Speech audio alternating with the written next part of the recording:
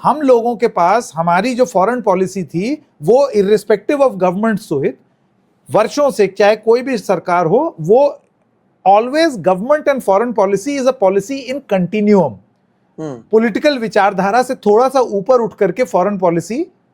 रहती है, हमेशा देश की फॉरेन पॉलिसी होती है, राजनीतिक दल की फॉरेन पॉलिसी नहीं होती। लेकिन जब आयतोला अली खमेनी मरे या उन्हें मारा गया, या क्या मारा गया, जब बच्चों को टोमाहॉक मिसाइल से मारा गया, और ये सब कोरॉबोरेटेड एविडेंस है,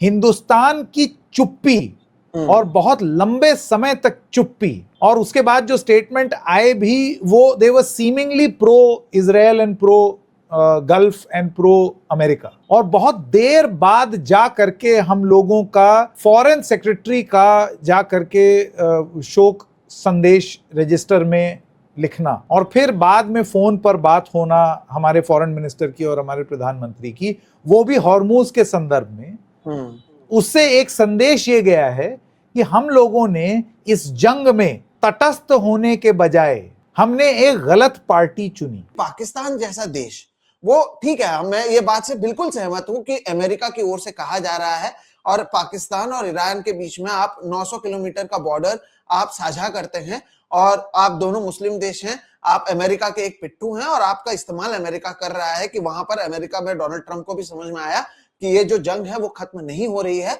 और पाकिस्तान के जरिए हम कहीं ना कहीं एक मध्यस्थी की कोशिश कर रहे हैं। ये बात मैं बिल्कुल, और ये 100% सही है। लेकिन दूसरी तरफ आप देखिए, अगर ये सक्सेसफुल होता है तो मेरे देश पर हमला करने वाला एक ऐसा देश जहां पर अब भी जो कहा जाता है मुंबई के ब्लास्ट का जो सबसे बड़ा आदमी है दाऊद इब्राहिम, अब भी वहां पर मौजूद है, ऐसी बातें सामने आती है। जहां पर ओसामा बिन लादेन को मारा गया,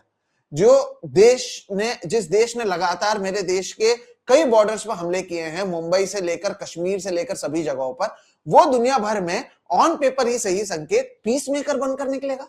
क्या फायदा हुआ हमारे सांसदों को दुनिया भर में भेजने का जब ये बातें सामने आ जाएंगी तब तो। और जब ऑपरेशन सिंदूर भी हुआ था तब भी हमने देखा था कि हमारे देश से पहले डोनाल्ड ट्रंप थे जिन्होंने सीज फायर का ऐलान किया। डोनाल्ड ट्रंप ने हमें इजाजत कैसे दे दी कि आप रशिया से तेल ले लें। डोनाल्ड ट्रंप ने असीम मुनीर, जिस पर हम लगातार आरोप लगाते रहे हैं कि कैसे ये टेररिस्ट को पनपने देते हैं, उसे व्हाइट हाउस में ये होस्ट करते हैं और फिर कहते हैं माय फेवरेट आर्मी पर्सन। ऐसी बातों का इस्तेमाल डोनाल्ड ट्रंप करते हैं।